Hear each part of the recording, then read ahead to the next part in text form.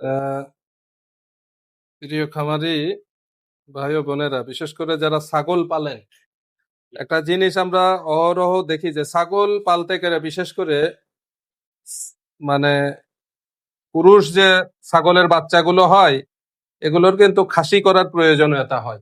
কারণ খাসি করলে লাভ আছে, খাসি হচ্ছে মাংসের স্বাদ সুস্বাদু হয়, দুর্গন্ধ থাকে না, বা ছাগলটাও ডোসাইল হয়, মানে শান্ত হয়, ছাগল পালতে সহজ হয়। ঠিক আছে, কিন্তু আমরা যে এই খাসি করার পিছনে যে আমরা জানি যে দুইটা মেথড আছে, একটা হচ্ছে ক্লোজ মেথড, যেটা আমরা যন্ত্রের সাহায্যে ক্রাশ করে দিই, এই যে স্পারমেটিক কর্ডটা, তো সেটাও এক ধরনের হইতে পারে। তো কখনো কখনো যদি ক্রাশিং ভালো না হয় তাহলে আবার দেখা যাচ্ছে যে পরিপূর্ণভাবে সে খাসি নাও হইতে পারে, যদি এই স্পারমেটিক কর্ডটা ভালো মতো ক্রাশ না হয়। এবং এখানে তো আর একটা মেথড হচ্ছে এই যে আমি এখন যেটা করতেছি, এটা হচ্ছে ওপেন মেথড। তার মানে হচ্ছে এটা অপারেশনের মাধ্যমে আমরা টেস্টিস দুইটাকে রিমুভ করে দিই, ফেলে দিই। তো এটা হচ্ছে, এটার আর কোনো মিস হওয়ার কোনো সুযোগ নেই।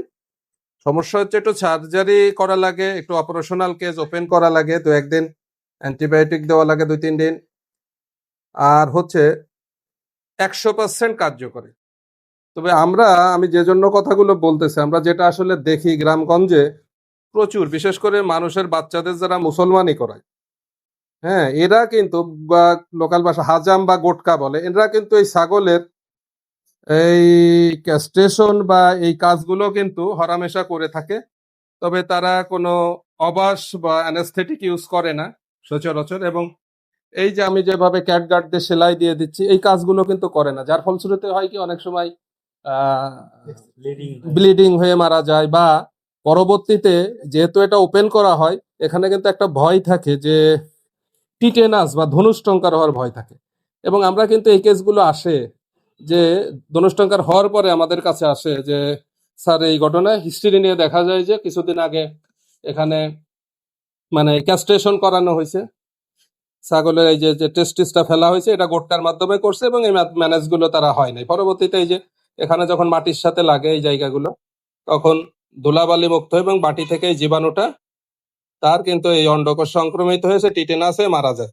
আসলে আপনি যদি ক্যাস্ট্রেশন নাও করতেন তাও তো জীবনটা বেঁচে থাকতো, কিন্তু ক্যাস্ট্রেশন করতে যে দেখা যাচ্ছে জীবনটার কিন্তু শেষ হয়ে যায়। তো আমরা সতর্ক থাকবো। হর হামেশা কিন্তু আমরা আমাদের প্রাণী সম্পদ অফিস, আবার অনেকে ব্যক্তিগত চেম্বারে এগুলো কিন্তু করে থাকি। এটা হলো যে খামারির আসলে আসতে হবে।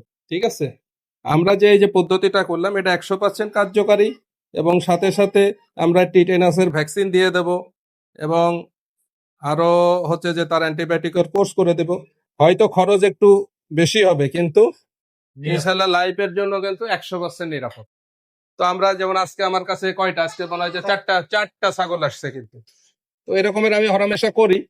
তো কাজে এরকমের অন্যান্য জায়গায় যারা আছেন, উপজেলা পর্যায়ে যারা ভেটেরিনারি সার্জন আছেন, উপজেলা লাইভ স্টক অফিসার, তারাও কিন্তু এই কাজগুলো করে থাকে। তো যারা আমার কথা আসলে শুনছেন তারা অবশ্যই ক্যাস্ট্রেশনের ক্ষেত্রে ওপেন মেথড যেটা আমি করলাম এটা করতে পারেন। এটা 100% কার্যকারী, এবং এই প্রিকশন গুলো নিলে ইনশাল্লাহ ছাগলের কোনো অন্য কোনো সমস্যা হবে না। ধন্যবাদ।